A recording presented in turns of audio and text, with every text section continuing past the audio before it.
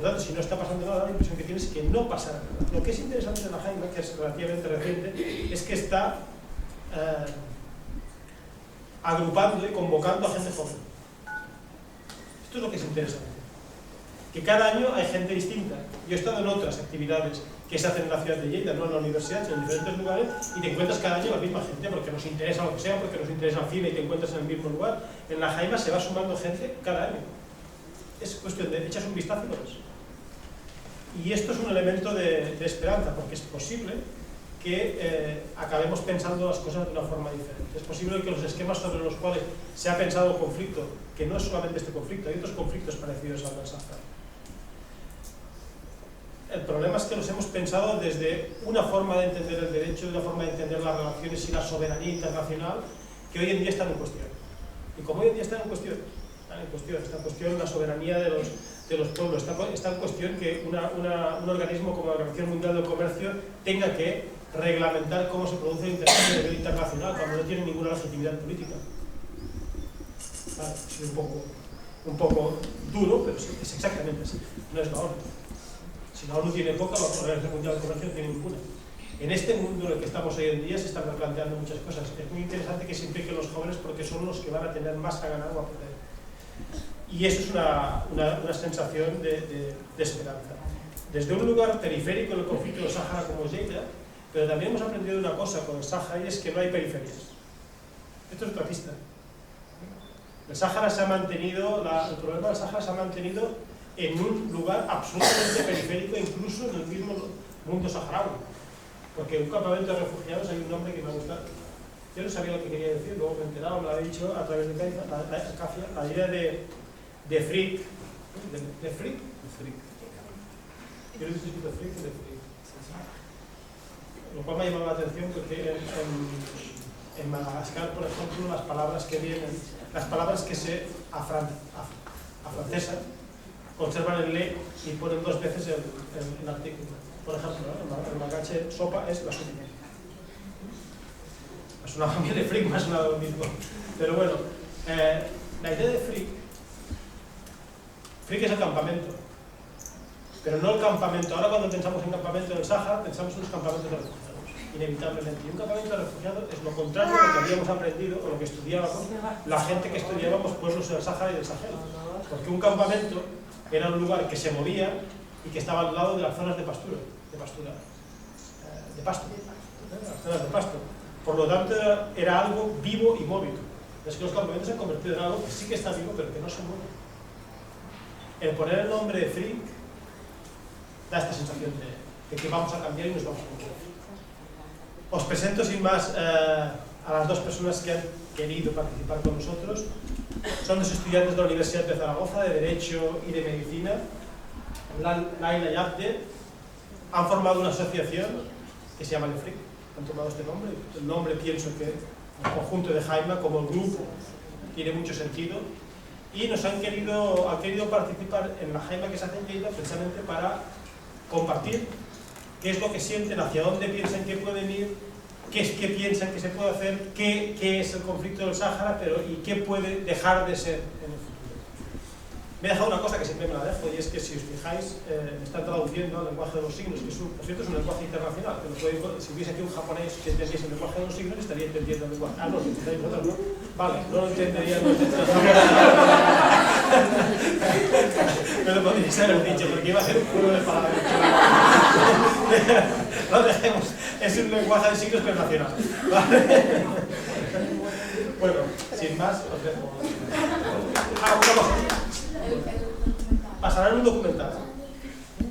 Este documental ha sido realizado por una persona catalana y una persona de saharaui y ha intentado explicar en 11 minutos, que es un tiempo récord, no solamente el origen del conflicto en el Sáhara, sino también las vivencias, las posibilidades y un poco cómo se vive desde dentro y desde fuera.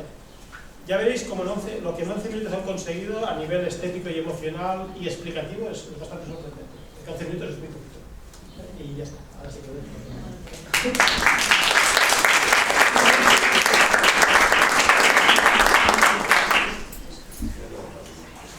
Bueno, pues somos, como ya Laila y Abdel. Salam alaikum. Somos miembros del colectivo universitario El FRIC, que somos los jóvenes universitarios de Zaragoza. Bueno, también hay gente de bachiller y algún grado formativo, que nos dedicamos a dar a conocer un poco más en Zaragoza lo que es la causa saharaui. Y hacemos, pues Jaime nos ha contado aquí, alguna exposición de documentales y exposición fotográfica y demás, para que la gente joven, sobre todo, que es la que más desinformada esté, pues pueda entender un poco de dónde venimos y nuestra causa. Yo voy a empezar, bueno, lo siento por no hablar catalán, pero no... voy a hacer un breve resumen de lo que es la historia del Sahara, para los que, si alguno no sabe exactamente de qué va, y ya luego mi compañero pues empezará a dar una perspectiva más de cómo lo ven el conflicto los jóvenes. Es el tema principal de la charla. Bueno, el Sahara fue ocupado en 1936 por España. Sin embargo, ya llevaban 50 años en los que ya había estado ahí y demás, pero finalmente en 1936. Durante el tiempo que estuvo ahí ocupado por España, las relaciones entre los españoles y los saharauis fueron normales, pacíficas, como normales, vecino a vecino, de amigo a amigo, compañero a compañero. Y es más, el Sahara fue considerado una provincia de España.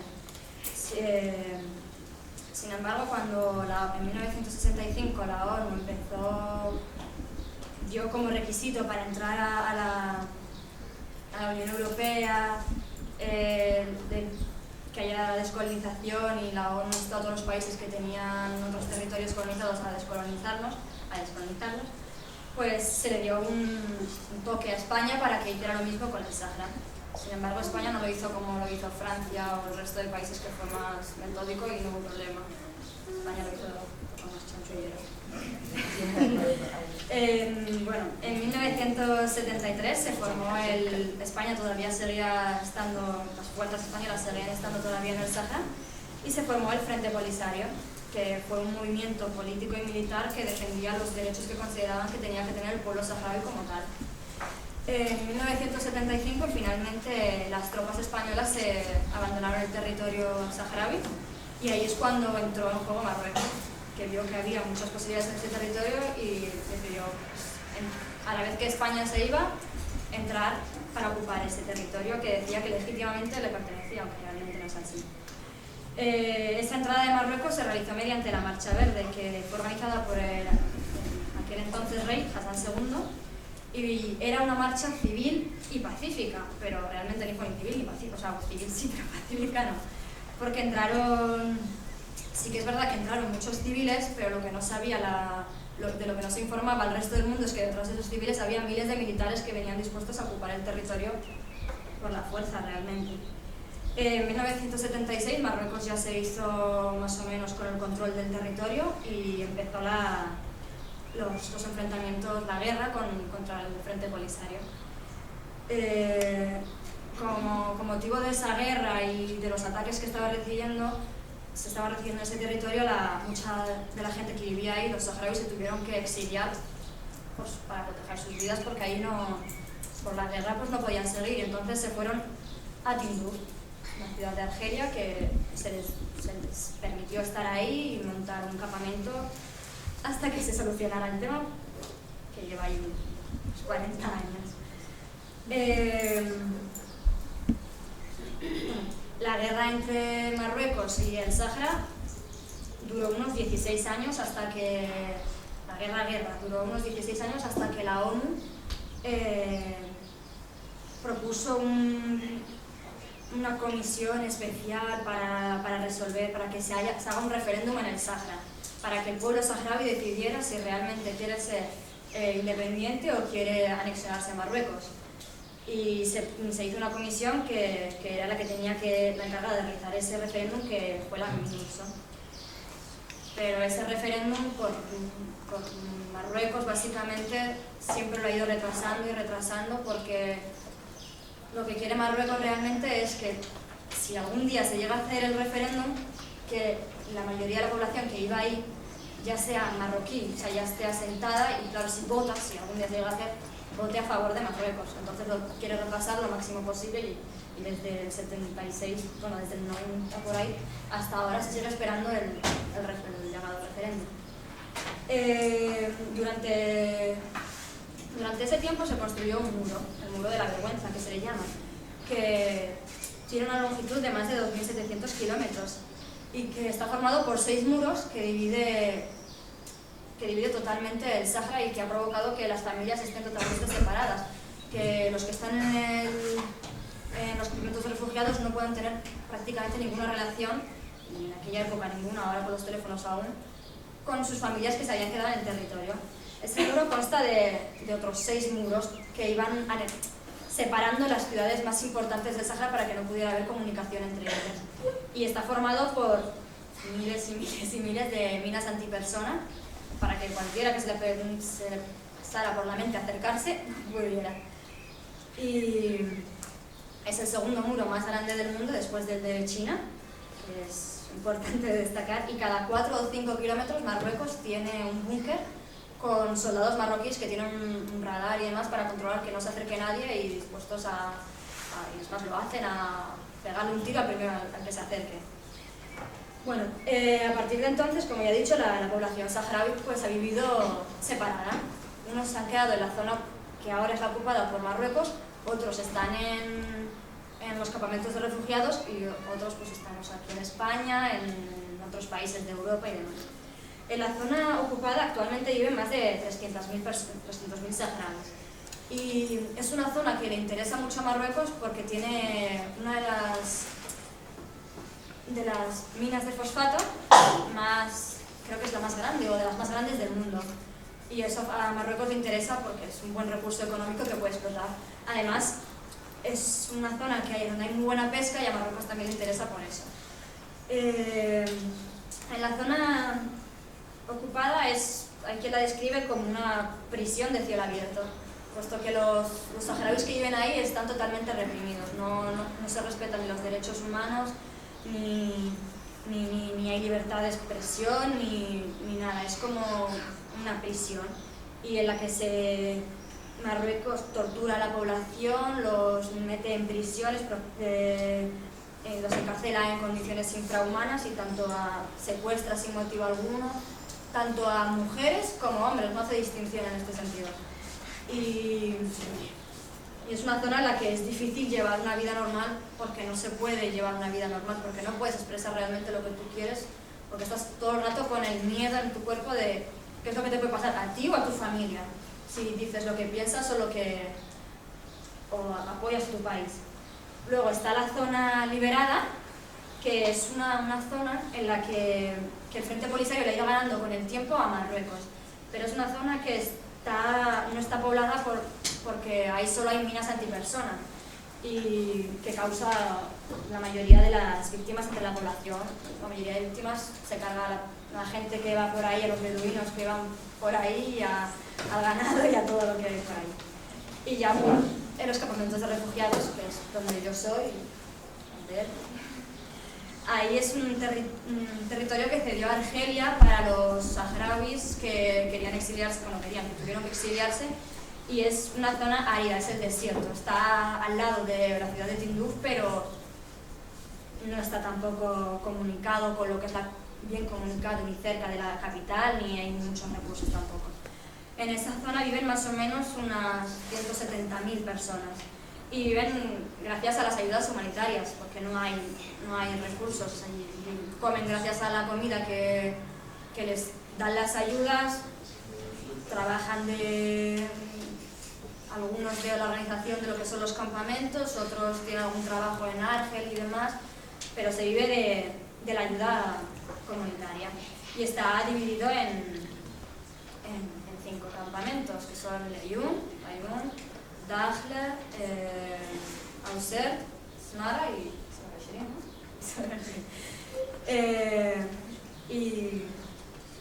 y es una zona en la que llevan viviendo los saharauis. Se instalaron ahí pensando que el conflicto se resolvería pues, en muchos 10, 15 años, pero llevan ahí ya 40 años, o sea, ya hay 3 generaciones de gente que, bueno, 3 no, pero sí que hay 2 generaciones de gente que no ha conocido lo que es el Sáhara Occidental de verdad, que Ellos han nacido y se han criado en lo que son los campamentos de refugiados, y eso es lo que ven ellos del mundo. No saben que tienen otro país, que su verdadera tierra que está ocupada. O sea, sí lo saben, pero no la han visto. Para ellos el Sáhara es donde están viviendo ahora mismo. Bueno, la ONU ha mantenido durante todos estos años una neutralidad, puesto que hay una gran presión tanto por Estados Unidos como por Francia, que son grandes aliados de Marruecos, y no permiten que la ONU realice realmente el trabajo que tiene que realizar. Porque la ONU tendría que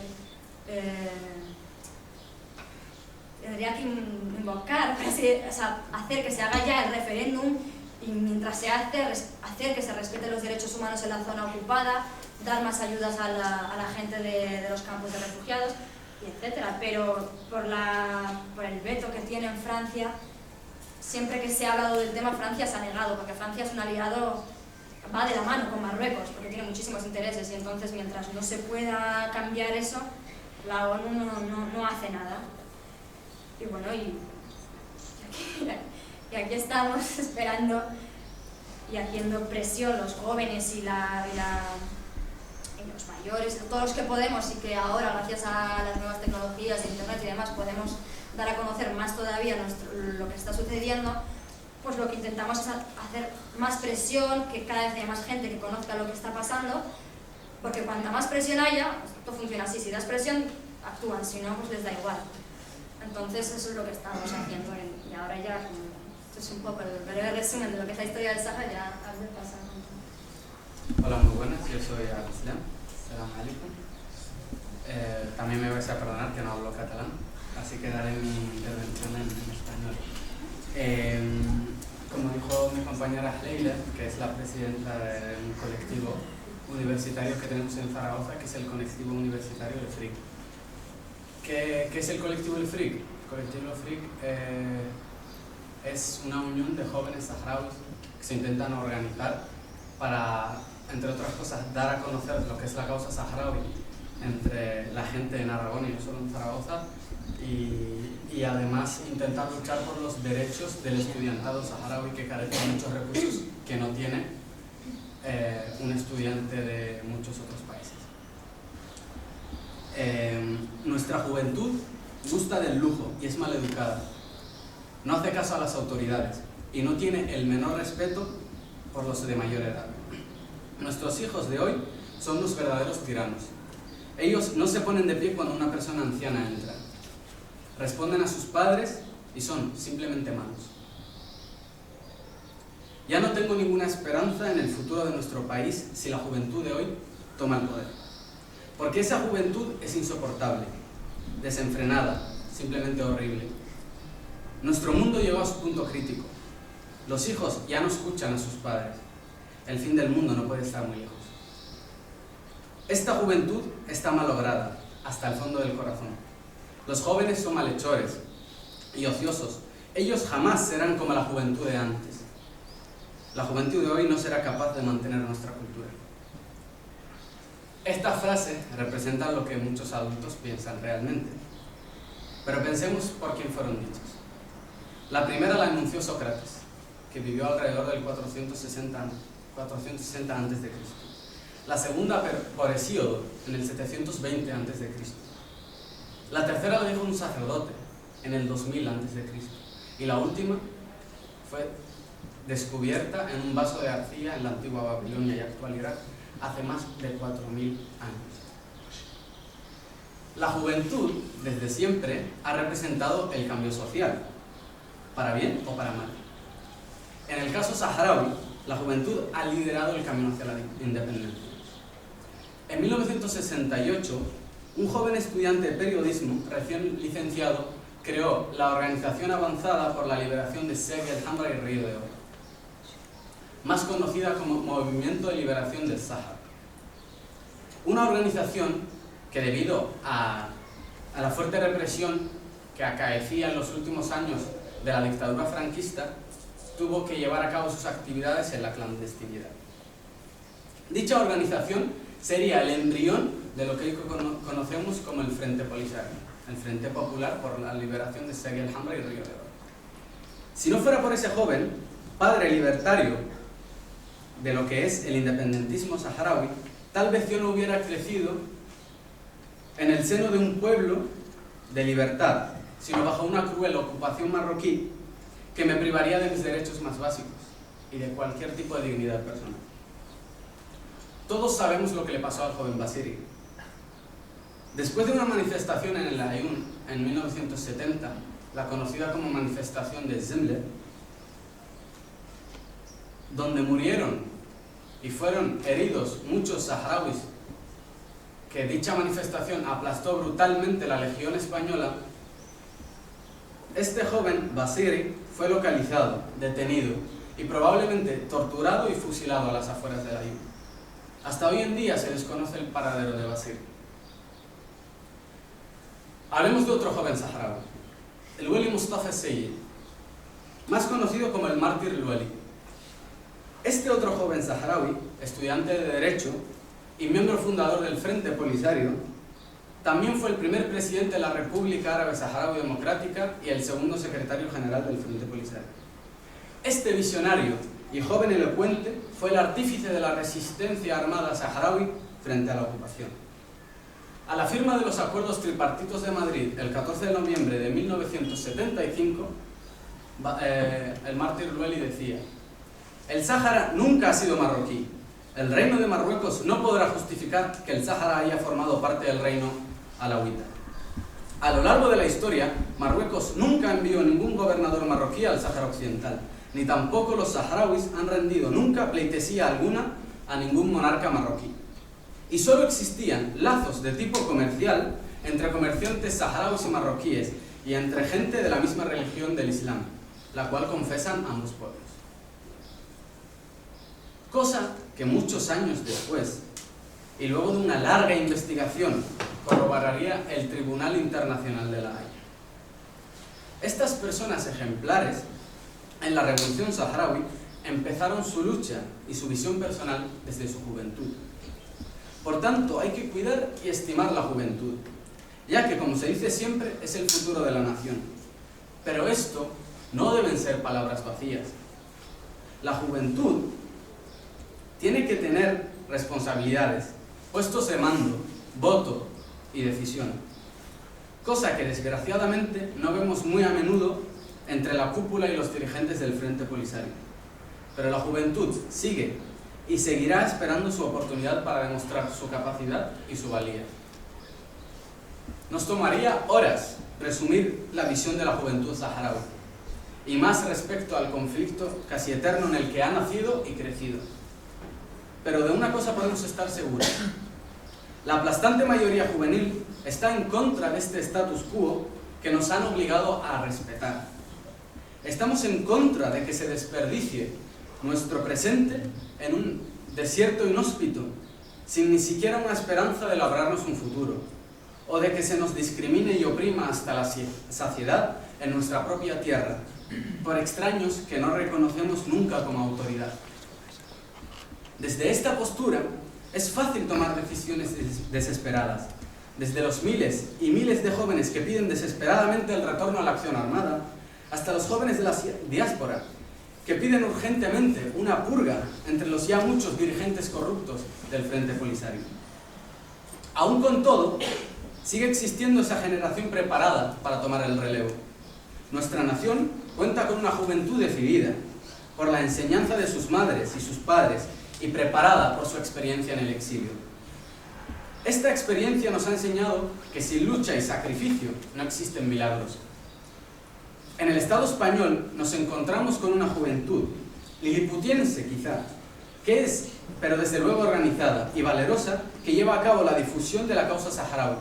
Y lo que es más importante aún, se forma en los valores europeos para, en un futuro, cambiar su sociedad tradicional en una sociedad más ética y formal. Nosotros sabemos y reconocemos los beneficios de ciertas tradiciones saharauis, pero vivimos en otros tiempos. Tiempos de globalización, tiempos en el que no sabe darse a conocer y dialogar con el resto de pueblos suele extinguirse. No queremos eso para nuestro pueblo, y luchamos y lucharemos porque no pase eso.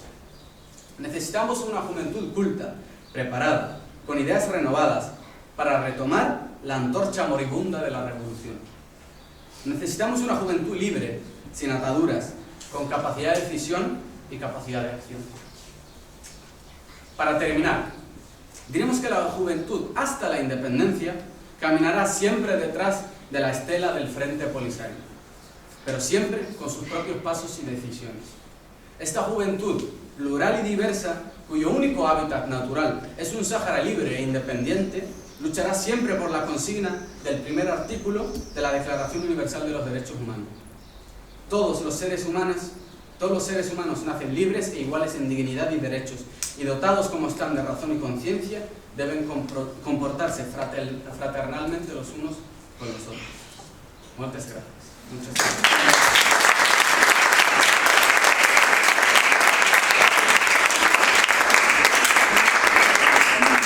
Ahora damos paso al documental que ya habló, que se veía casi todo el tiempo, eran los campamentos de refugiados.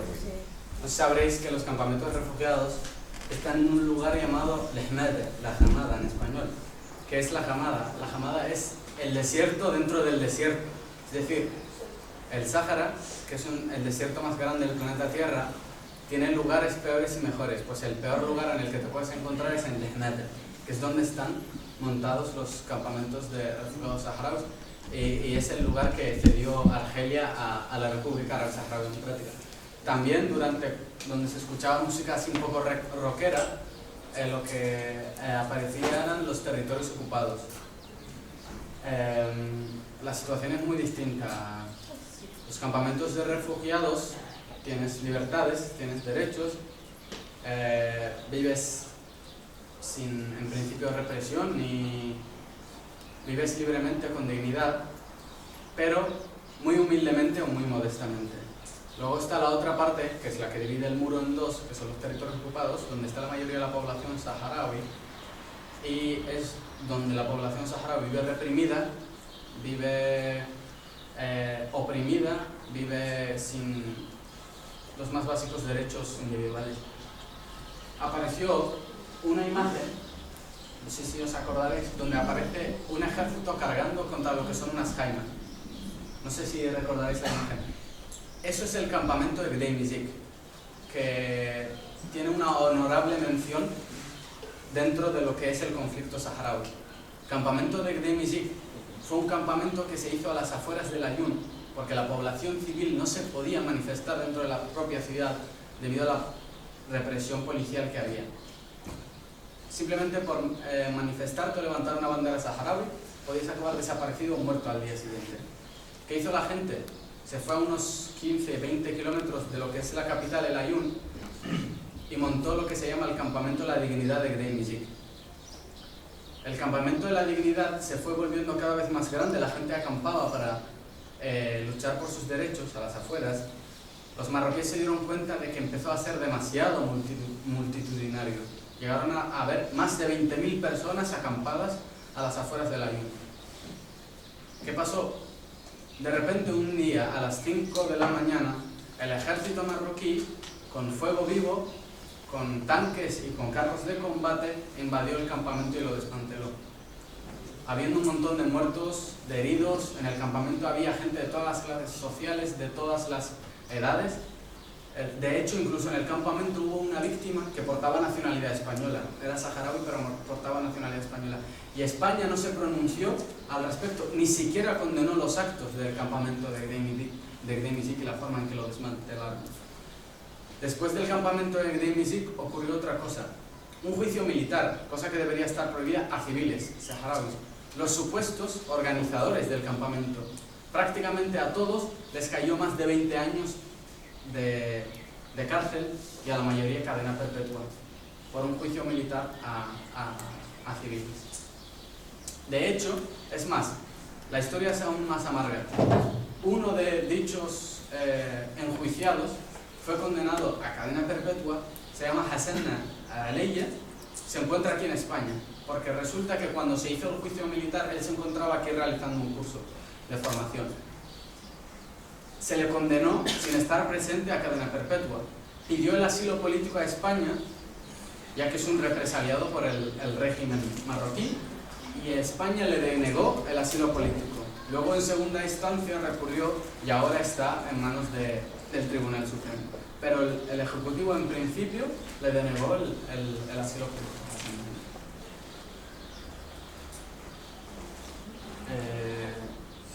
¿Alguien que quiera comentar algo? ¿Alguna pregunta? Lo que sea. ¿Qué valoración hacéis de, bueno, hace unas semanas la ONU dijo que bajaría la ayuda a partir de julio? Esto por una parte, y por otra, ¿cómo hace la valoración hace pocos días también de la ONU sobre la previsión que tiene durante el próximo año de las actividades que haga la MINURSO? Es decir, nada. De hecho, España ahora mismo es miembro del Consejo de Seguridad de la ONU, no sé si lo sabéis, durante 2 años creo que son. Y el Consejo de Seguridad va a debatir, de hecho el 20 de mayo hay una manifestación convocada para todos los saharauis, los amigos del pueblo saharaui, los que apoyan la causa saharaui, para manifestarse porque la MINURSO, que es la misión para el referéndum en el Sáhara Occidental, incluye lo que es la vigilancia de los derechos humanos. Lo de las ayudas, eso no es algo nuevo. De hecho, la Unión Europea ya había disminuido el número de ayuda humanitaria que envía a los campamentos. Y los campamentos refugiados, según muchos informes, están al borde de una crisis humanitaria. ¿Qué pasa? Todo esto viene en consecuencia de que los saharauis en el Sáhara ocupado no se pueden manifestar libremente. Simplemente con que la única misión que hay en el mundo de la ONU que no vigila lo que son los derechos humanos, es decir, puede estar al lado tuyo un casco azul y te estén pegando una paliza o reventando, y el casco azul, que es un soldado de la ONU que debe proteger los derechos humanos, no tienen en sus competencias ninguna obligación de detener eso que esté pasando.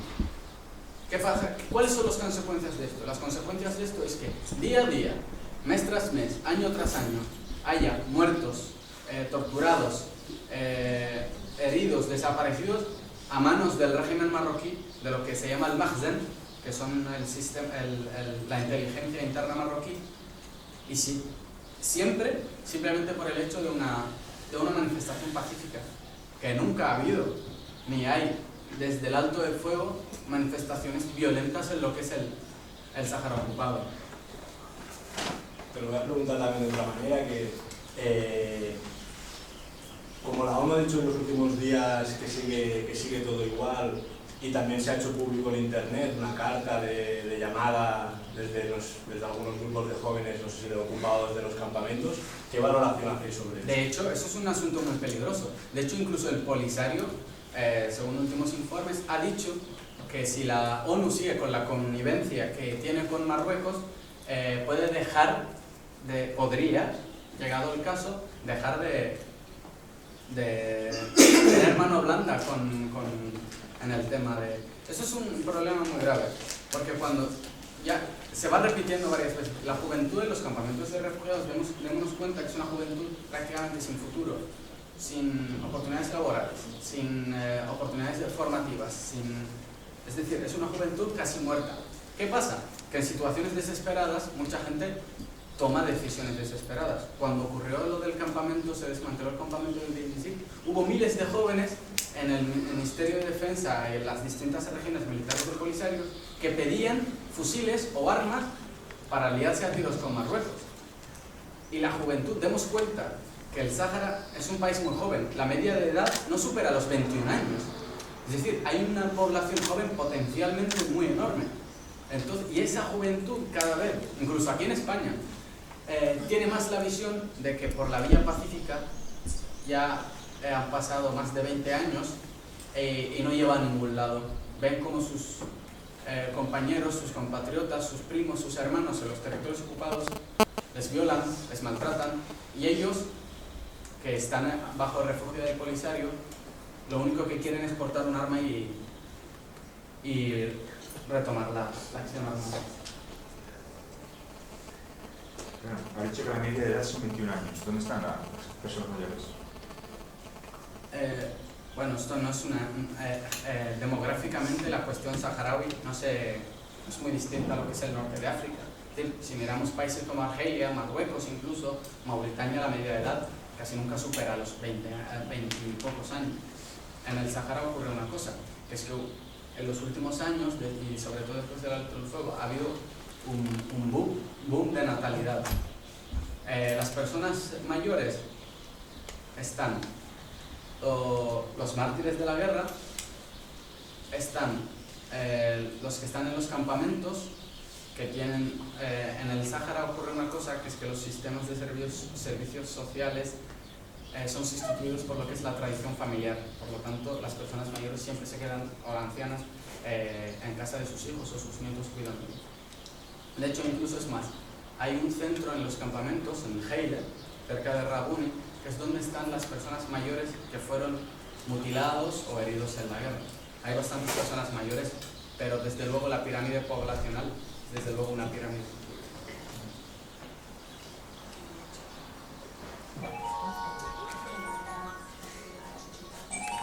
Sí, la esperanza de vida en los campamentos de refugiados no es muy alta. Es decir, no tengo datos exactos, pero no, sí, sobre los 60 años.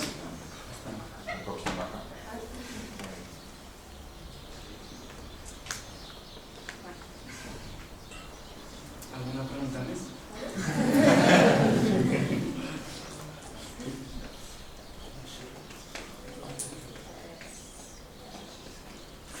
A lo mejor ya lo habéis dicho, pero vuestras competencias como grupo, como asociación, ¿cuáles son las más importantes? Nosotros estamos inscritos en la DGA, que es la Diputación General de Aragón, y en la Universidad de Zaragoza como una asociación juvenil, carácter juvenil, en la que de iure pues, pueden participar gente, amigos del pueblo saharaui. De hecho, hay muchos colectivos de estudiantes que colaboran con nosotros, pero nuestra idea es, habiendo muchos estudiantes en la Universidad de Zaragoza, bastantes, somos alrededor de 9 o 10, 12 y 13 incluso, incluyendo grados formativos y bachiller, crear una organización, Juventud Saharaui, con un primer fin que sería el difundir entre el estudiantado universitario y no universitario lo que es la cosa saharaui. Porque lo que nos damos cuenta es de una cosa, nuestra experiencia personal, es que entre la población joven española del Estado español y la universitaria sobre todo, hay un desconocimiento absoluto sobre lo que es la causa saharaui. Es más, en los libros de bachiller aparecen muchas páginas sobre la colonización de América, incluso de Filipinas, la pérdida de Cuba, las crisis coloniales españolas, pero sobre el Sáhara no aparece nada. Y si aparece es un párrafo diminuto que no da lugar a nada. No aparece. De hecho, dicen que las últimas colonias son las de Filipinas. Claro, Cuba y Filipinas. Sí, sí. Eso es un gran problema. Y sobre todo entre la juventud, porque la gente mayor, muchos han hecho la milenia al Sáhara, muchos conocen, pero la juventud no conoce nada del Sáhara. Le hablas del Sáhara y te dicen el desierto, sí, es muy grande, pero no tienen ni idea de lo que es el conflicto saharaui. Una región que hasta hace 40 años era la provincia número 53 de España, una provincia, no una colonia. Y el segundo fin que tiene la asociación, el colectivo El FRIC, es intentar ayudar a los estudiantes saharauis que muchas veces, por falta de medios, no pueden estudiar, gente que venga de los campamentos, que no tienen recursos para estudiar, intentar encontrar becas, dar información, asesorar al estudiante saharaui. Básicamente esos son los dos objetivos que nosotros realizamos. Es como de puente, ¿no? Eso es. Y también para que se cree un vínculo entre lo que es la sociedad civil española y la sociedad juvenil saharaui, para que cuando vengan otros jóvenes ya encuentren una organización creada que les permita defender ciertos derechos. Es más, ahora que hay varios jóvenes saharauis, la Universidad de Zaragoza tiene un convenio con la República Árabe Saharaui Democrática y la recién creada Universidad de Tzferici, que es una universidad que se hizo en los campamentos, por el que ciertos alumnos o estudiantes saharauis tienen exención de tasas en la Universidad de Zaragoza para estudiar. Así que si algún, que veo bastantes jóvenes saharauis le interesa, Que contacte con nosotros y informamos, claro. Y también tenemos un convenio para ayudar con el alojamiento, bueno, estamos creándolo para los jóvenes que vengan de fuera y que no puedan permitirse alquilar un piso o una residencia, pues aparte de la extensión de tasas, estamos creando, no está todavía totalmente hecho, para poder a ver si lo podemos colocar en algún piso sin que tenga que pagar tanto como si viviera él solo, sin ayudarlo a que pueda la gente, los jóvenes saharaui se puedan formar, intentar que se puedan formar y que no dejen de estudiar porque no tengan recursos o porque no puedan pagarse un piso o la matrícula de la universidad.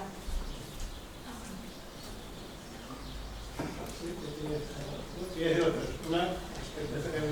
que no es la Universidad de Zaragoza, hay muchas universidades en España. Sí. No es solamente el Polisario, de los Polisarios, bueno, perdón, los Polisarios. La República Saharaui está considerada como un país, normalmente un país prioritario. Lo cual suele llevar a problemas porque muchos de estos lugares también consideran como Marruecos como... De hecho hay 17, si no me equivoco, 17 convenios firmados con 17 universidades del Estado de España.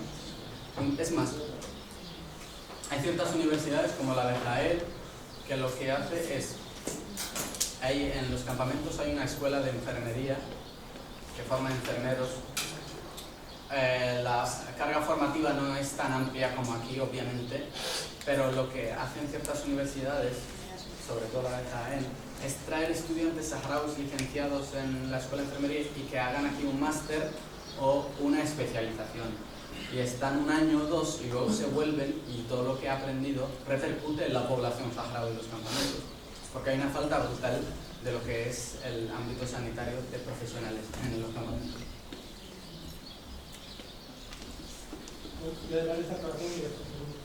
Una pregunta. ¿Habéis empezado? Me ha llamado la atención la presentación que has hecho sobre los jóvenes, porque es una presentación que los puedes hacer en un sentido muy alto. Lo puedes mirar desde un lado o desde el otro. No sé si me explico. Es decir,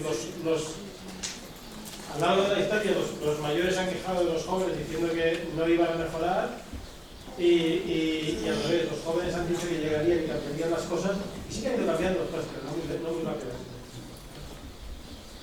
A mí hay una cosa que quería preguntar, porque la cuestión de los jóvenes se ha repetido en varios momentos, no en el Sahara Occidental, sino en la costa del Sahara.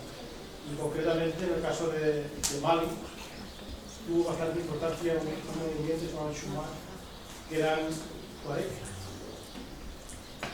Y en principio estos jóvenes Tuareg durante los años 90 reivindicaban precisamente una ruptura con la sociedad tradicional. Y yo pienso que en el caso de esta región era mucho más fuerte que en el caso del Sáhara, porque en el caso del Sáhara, visto, yo soy antropólogo, visto desde un antropólogo, el Polisario es una ruptura enorme. Vosotros habéis señalado de como de orden tradicional, pero cualquiera que estudie los campos de refugiados tiene la impresión de que eso no es una estructura tradicional, que se está retradicionalizando, más bien. Bueno, lo que es interesante que pasó en Mali y en la región de Níger también, es que estos humanos se han hecho mayores. Y además, cuando se hacen mayores, tú ves cuáles han quedado de líderes. Y 9 de cada 10 de estos líderes jóvenes que rompían con el orden tradicional pertenecen a las grandes familias. Bueno, pero 9 de cada 10 me estoy quedando corto. Y las grandes familias, quiero decir, los tuaregs son muy jerárquicos, más que los Vidal mauritanos.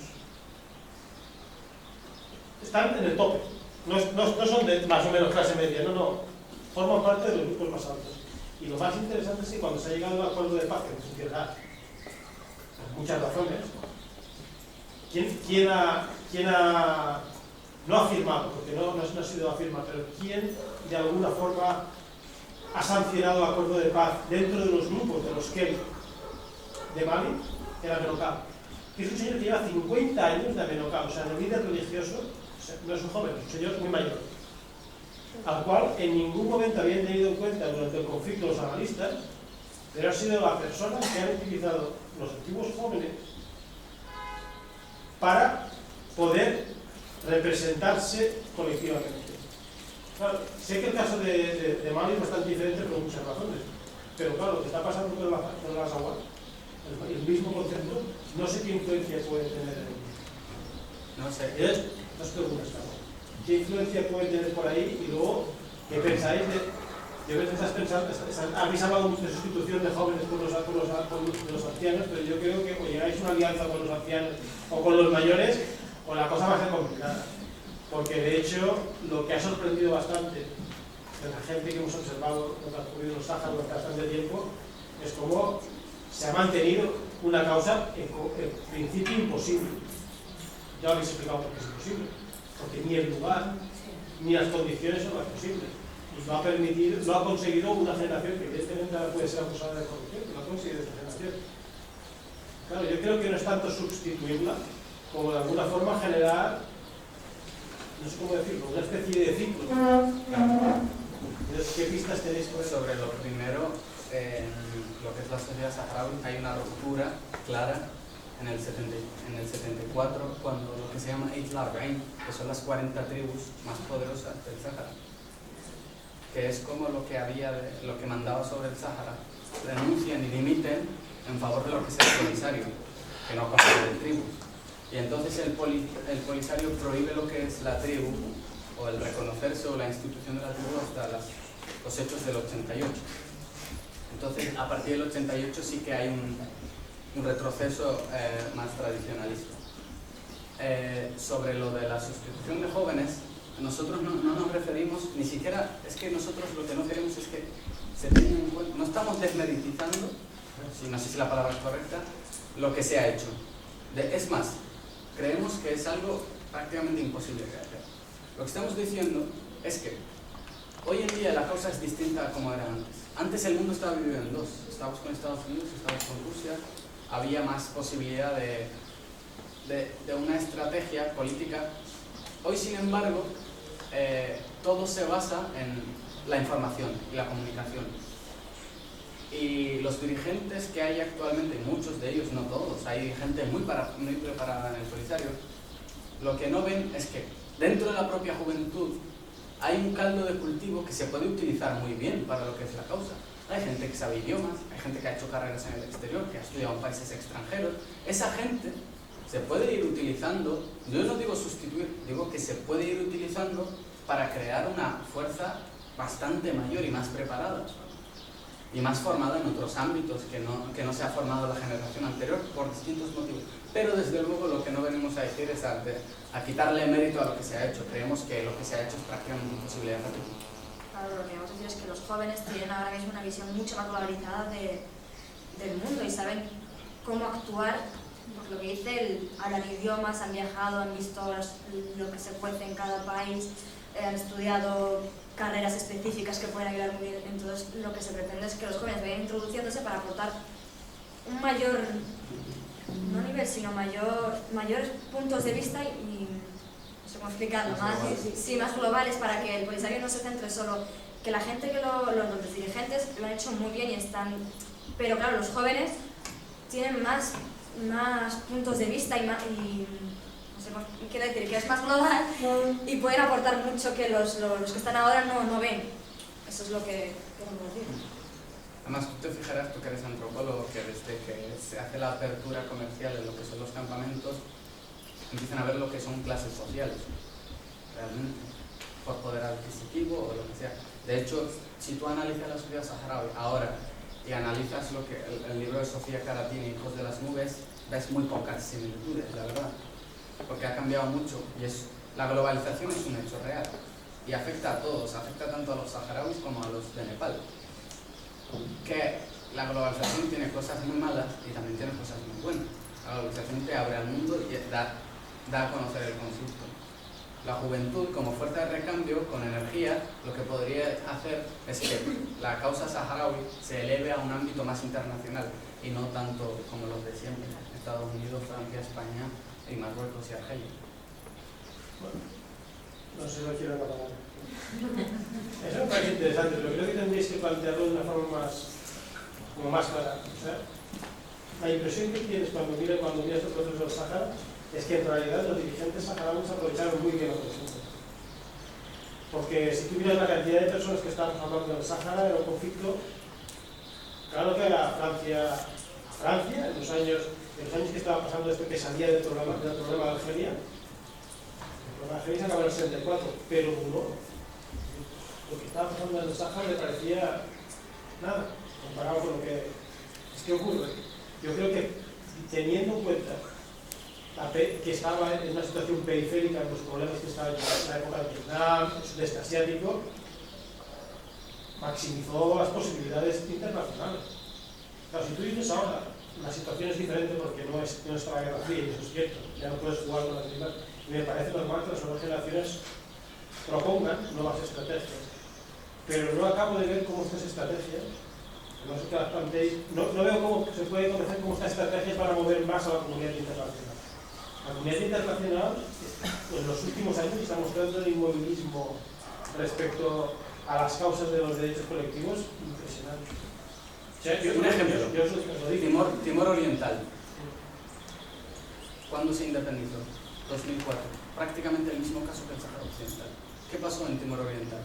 En Timor Oriental, la población de Timor, que era ex colonia portuguesa, movilizó tanto y consiguió difundir tanto la causa en Timor Oriental que hubo una de las mayores manifestaciones en la historia de Portugal en Lisboa. Al día siguiente el gobierno se vio presionado para interceder por la independencia oriental y en el 2004 Timor Oriental se terminó independizando. A lo mejor no es tanto una cuestión de política internacional a nivel de la ONU, sino porque la ley es la ley. Es decir, si España dice una cosa, España, según la legalidad internacional, sigue administrando de jure el territorio del Sáhara Occidental. Si España da una palabra, ningún país tendría el derecho. Ya no vimos en los tiempos en los que debajo de la mesa te pueden obligar a hacer algo que no quieras, pero si un gobierno de España decide interceder en la cuestión del Sáhara Occidental, eso desde luego representa un grandísimo avance de lo que es la causa. Lo que no se puede hacer desde luego es seguir en el status quo actual, porque no. ¿Qué se ha conseguido de beneficios desde el fin del tratado? El tiempo corre en contra de la población saharaui. La gente que nació en los territorios ocupados, nació en un Sahara libre, se está muriendo en un país que no conoce.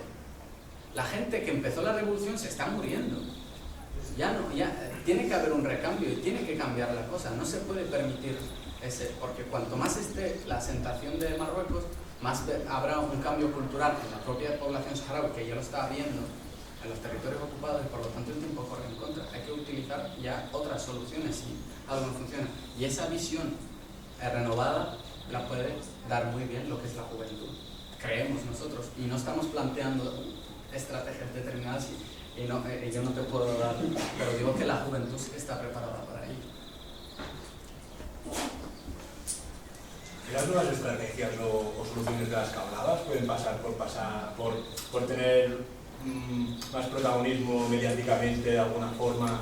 Que decías que así, si la población, por ejemplo, de España presionase directamente al Estado y ese Estado tuviese que reconocer o posicionarse en ese sentido, sí que podría haber un salvoconducto para solucionar el conflicto.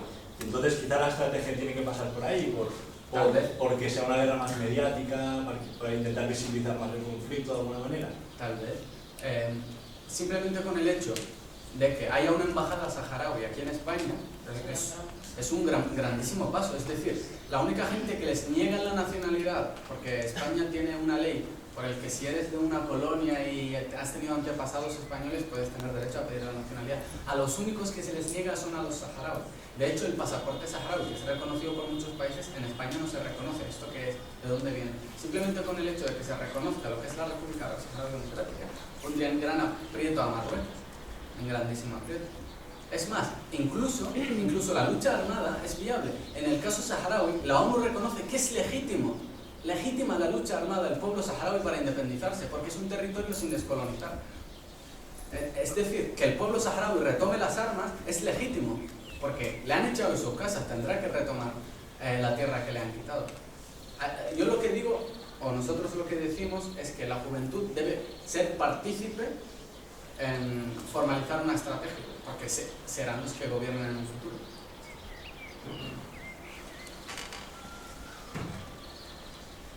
¿Alguien más? Bueno, yo quería matizar un poquito. Bueno, quiero añadir, ¿quién era el que hizo una pregunta referente a qué decisión iba a tomar el Polisario respecto a lo que se estaba discutiendo en el Consejo de Seguridad esta semana. Bueno, sí. Es muy prematuro hablar de ello porque como... Perdona, yo me refería al Frente Polisario, sino que me refería a unos grupos de jóvenes que durante estos días, justo después de esa resolución, han empezado a enviar cartas por internet, no como Frente Polisario, sino como grupos de jóvenes, para intentar presionar al Frente Polisario, para que tome la decisión cuanto. Sí, es muy prematuro que el Polisario tome una decisión. A ver, el año pasado se dio un balón de oxígeno para el Polisario y este año se ve que el balón de oxígeno pues, se ha repartido un poco, ¿no? El Polisario, de hecho, no sé si sigues un poco la prensa online, el coordinador con la Minorsu dijo oficialmente, y está en internet, que el Polisario revisaría las relaciones con la ONU, porque lo que no puede ser es que la ONU vaya haciendo lo que no se tiene que hacer. Que revisaría, pues está planteado que se revisarían las relaciones. Lo de los jóvenes, pues me parece muy bien que sí que va a haber una manifestación. De hecho, se está movilizando la gente para el 2 o el 20 de mayo, para hacer una manifestación pues, en capitales de provincias o capitales de comunidades. Pero no sabemos lo que va a pasar. O sea, es una manera de movilizar esto, de sensibilizar y de hacer lo que dicen ellos, que es pues cada uno que haga lo que puede. O sea, pero yo creo que es muy prematuro hablar de ello, ¿no? De todas maneras, pues oye, la manifestación tirará para adelante y de hecho se están enviando muchos Facebook, se están enviando muchas cartas a gente de todas las comunidades. Y yo creo que va a haber una movilización enorme. Y si no me equivoco, pues va a haber una muy grande en Madrid. Y eso pues es un granito de arena que aportamos pues cada uno, ¿no? Sí, yo me refería más al lema, ¿no? Quizá de la pancarta de la manifestación. Si quizás estos grupos de jóvenes están apostando más por una vía de la vuelta a las armas, o si están pensando más en otras estrategias que antes comentaba él, sobre pues, intentar entrar más en medios de información y tal. Yo lo que me venía a referir es eso, que la movilización estará, pero a ver qué. Yo tengo la misma duda que tú, porque hay unos que están hay unos que están a favor de la guerra y otros que están en contra. Pero yo creo que el que apuesta por la guerra se equivoca. A ver, sí. A ver, el caso de Marruecos con el Sahara, tú imagínate que tienes un perro delante, un Doberman, un perro agresivo que te quiere morder. Entonces, pues... un chihuahua. Un chihuahua igual no te hace daño, pero un perro enorme que te quiere atacar y te quiere morder, pues no te vas a quedar como un tonto, ¿no? Eso es lo que se plantea mucha gente. Pero yo creo que en la situación que estamos, a nivel internacional, no están las condiciones para volver a la guerra. Por las condiciones que sabemos todos, en el Magreb, en el Sahel, en lo que son los campamentos de refugiados, en lo que son las zonas ocupadas. Pero esto cada uno pues que de su... O sea, cada uno piensa de una manera, ¿no? Hay quien está a favor de la guerra y hay quien está en contra. Es cierto que hay un malestar enorme en los campamentos, que hay mucha gente, pues mira, lo que te dicen ellos, que han pasado 2 generaciones, que pues oye, ¿qué pasa? Yo tengo 46 años y con 7 años me han echado en el Sáhara, pero ya te puedes imaginar. Hay muchas generaciones que han nacido en el medio de nada. O sea, estos chicos que dicen que están en la universidad pues han sido afortunados porque sus padres o sus abuelos han emigrado y se han formado aquí. Pero el que no ha podido y está en los campamentos, que ha nacido en el 76, está ahí. Pues esa gente, pues, ¿qué espera? Pues, de no tener nada, como... te daré un simple ejemplo, pues. Mira, yo me he encontrado con una gente en África que dice, pues, oye, a mí que me coman los peces en el mar y que no me coman los gusanos aquí. Pues esa gente es lo mismo. Te plantean, pues, yo prefiero morir pegando tiros a los marroquíes que morir aquí, pues en medio del desierto de Argelia. Con ese argumento, quizá, que antes le hacía la pregunta sobre la ONU, de que cada vez le dan menos ayuda humanitaria, quizás un empuje a la guerra también. Es decir, al final quizá llegará un momento en que esa persona que está en la jamada diga, para morirme de hambre prefiero morirme disparando. Sí, pero eso quería que era una aclaración. Eres tú que ha planteado la pregunta, ¿no? También. quería hacer una aclaración, porque eso es una maniobra que se ha ido haciendo durante todos estos años, no sé si sigue ese conflicto, ¿no?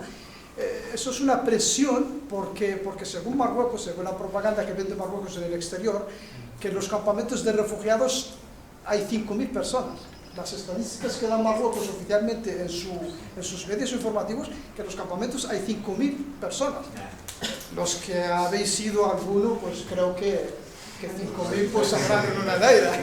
Entonces, claro, Marruecos le exige a Naciones Unidas que corte ¿cómo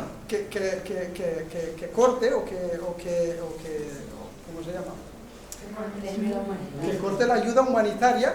Entonces, claro, políticamente yo creo, o según siempre he hablado con la gente, porque esto no se ha hecho ahora, ¿no? Llevamos pues unos 15 años que se lleva haciendo este sistema de, dijéramos entre cometas, un chantaje, ¿no? Pues entonces es presionar al Polisario que haga un censo de esa gente, ¿no? Pero, claro, la gente está censada en los campamentos, ya sabemos, pues el censo del 74 no sé cuántos mil, el censo del 2000 no sé cuántos hay, o sea, pero los que están ahí. Y si la ONU, o si Naciones Unidas, o si Cáritas, o si la Unión Europea quiere ayudar, pues ayuda. Y si la acorda, pues la acordará. Pero eso es una presión para vender más bien, para vender lo que quiere vender Marruecos. Y para debilitar la causa en los campamentos. Exacto, sí. Para que la gente La otra cosa que quería matizar respecto a lo que dijo Abdel, hay una cosa que nosotros somos muy soñadores, ¿no? Decimos España, esperamos que España haga algo por nosotros. Por encima de todo, prima los intereses de España. Los intereses de España, tenga el gobierno el color que tenga, los intereses de España están por encima de todo, están por encima de ti, por encima mío, por encima del Sáhara. Entonces, claro, tenemos a un enemigo, pues Marruecos está a la vuelta de la esquina. ¿Cuántas empresas españolas hay en Marruecos?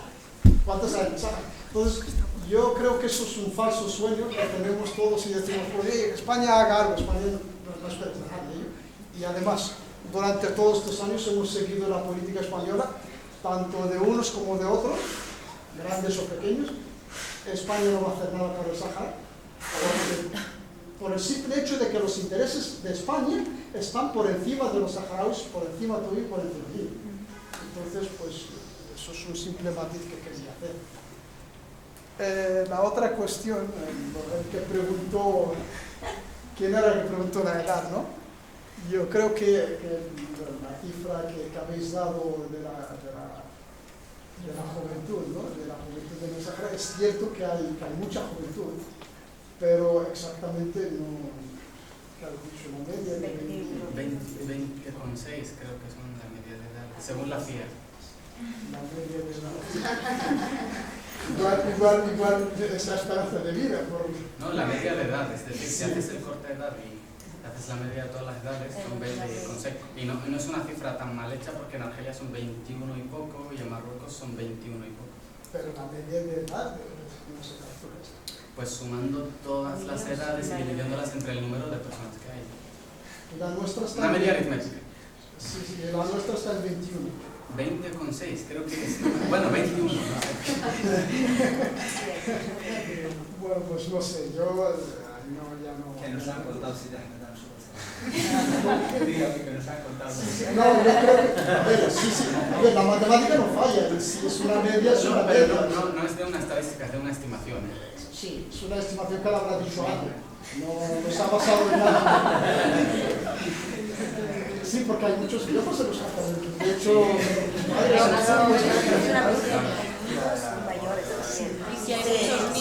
es que con que haya uno que tenga un mes, baja un montón la media.